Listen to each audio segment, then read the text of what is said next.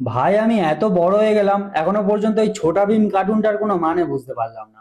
প্রথমত হচ্ছে এই ভীম, রাজার কাছ থেকে এত সোনা গয়না এত কিছু পাচ্ছিস, একটা জামা প্যান্ট কিনতে পারলি না?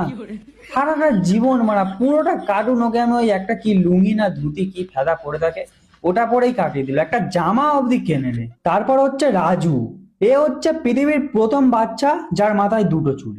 তুই কোন বোকাচোদা বাচ্চা রে, তোর মাথায় চুল নেই দুটো চুল, তুই কি জনি সিন্সের বাচ্চা? তারপর হচ্ছে ঢোলু ভোলু, আমার তো হাফ জীবন কেটে গেল, আমি এখনো পর্যন্ত কোনটা ঢোলু আর কোনটা ভোলু চিনতে পারলাম না।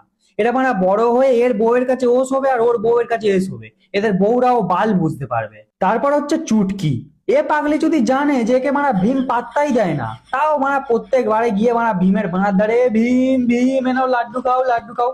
আরে দেখতে তো পাচ্ছিস তোকে পাত্তা দিচ্ছে না, তা ওর পিছনে যাওয়ার কোনো দরকার আছে? যা মায়ের সাথে গিয়ে একটু লাড্ডু বাড্ডু কর, বিক্রি